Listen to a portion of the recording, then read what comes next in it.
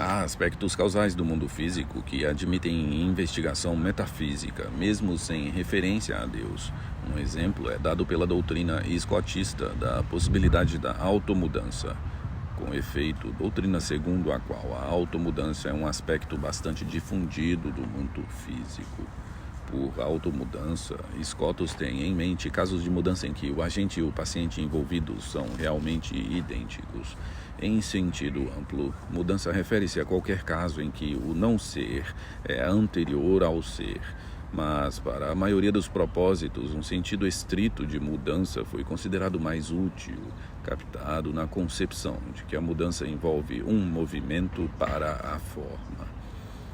3 princípios estão envolvidos: o sujeito da mudança, que é o substrato que persiste, uma forma F e a falta inicial de F no sujeito, de modo que o sujeito não é F, mas é potencialmente para F. Uma mudança começa com o ser do sujeito meramente em potência para F e termina com o sujeito informado por F em ato. O movimento entre esses dois polos é propriamente a mudança, na qual a potência do sujeito para F é progressivamente atualizada. Já que a mudança envolve essencialmente a atualização de uma potência, um quarto fator também precisa ser adicionado a essa análise. A causa, ou de maneira mais geral, o princípio da atualização da potência. A atualização de uma potência, conforme descrita, é um caso de mudança.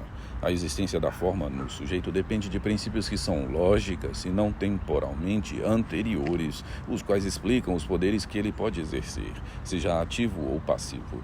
Scotus argumenta, primeiro, que a automudança é possível em geral e, em seguida, considera a realidade da automudança em casos particulares.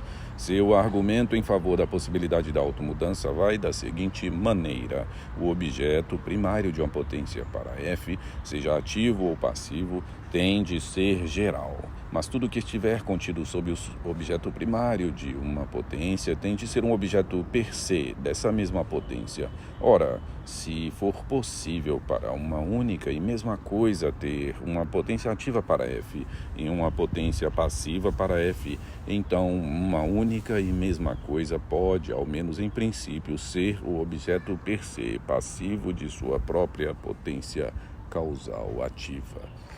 Além de seus detalhes técnicos, a intenção do argumento de Scotus deve ser clara. As potências estão geralmente direcionadas para tipos de indivíduos e não há razão pela qual um indivíduo com uma dada potência não deva cair sob o tipo geral para o qual a potência está dirigida e, então, possivelmente ser o recipiente de sua própria atividade causal. Para um caso desses ser mais do que possível, contudo, um tipo particular de atividade causal é exigido. A causação é unívoca quando a forma produzida é especificamente a mesma que uma forma contida na causa, e equívoca quando não. Scotus defende que a automudança só é possível em casos de causalidade equívoca, já que para ocorrer qualquer mudança o sujeito tem de ser inicialmente desprovido da forma, mas por definição uma causa unívoca já possui a forma dada e, por conseguinte, não é desprovida dela.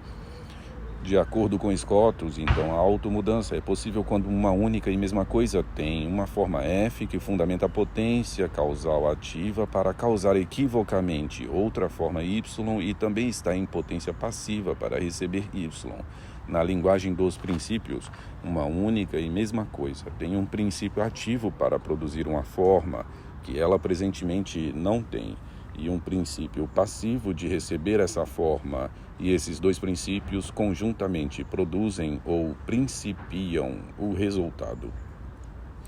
Um exemplo poderia esclarecer a tese de Scotus. Uma pedra é informada pela forma peso. Por conseguinte, ela é ativa com respeito ao peso, ou, em linguagem clara, a pedra é efetivamente pesada. Ora, é um fato que a pedra tem uma potência principiativa passiva para ser movida para baixo. No fim das contas, pedras podem ser movidas para baixo. Por conseguinte, a pedra está em potência para o movido para baixo e é passiva relativamente ao movimento para baixo. Agora, suponha-se que a forma peso produza uma potência principiativa ativa na pedra. Para que essa potência principiativa passiva poderia ser? Parece claro que o peso de um corpo está intimamente ligado ao seu mover-se para baixo. Suponha-se que a potência principiativa passiva engendrada na pedra por seu peso sirva para atualizar a potência principiativa passiva da pedra para ser movida para baixo, de modo que o par de potências principiativas passivas produzam conjuntamente na pedra a forma mover para baixo como um resultado. Por conseguinte, a pedra é ativa com respeito ao movimento para descendente, em virtude de sua potência principiativa ativa, mesmo que efetivamente não se mova para baixo. A pedra, portanto, é passivamente capaz de ser movida para baixo e é ativa com respeito à forma mover para baixo. Em outras palavras, ela é automovente. Segundo a análise de Scotus, há um sentido genuíno em que é uma única e a mesma coisa que se automodifica, mesmo que ela não o faça, pela operação de princípios internos que podem ser realmente distintos. É o escultor, e não suas mãos ou sua habilidade de cinzelar o mármore, a causa da estátua, mesmo que ele só possa ser a causa por meio do exercício de suas habilidades com as mãos. O mesmo vale para as potências principiativas ativa e passiva. É uma questão de física e não de metafísica. Saber se uma coisa tem todos os princípios requeridos necessários para o automovimento. Tudo depende de se as modalidades principiativas apropriadas estão realizadas apropriadamente no sujeito. Por exemplo, o poder de locomoção de um animal é devido à localização das potências relevantes em distintas partes constituintes do animal. A alma tem a potência principiativa ativa de mover o corpo e o corpo tem a potência principiativa passiva de ser movido, cuja combinação pode resultar na locomoção. Se isso acontece efetivamente, não é uma questão para o metafísico.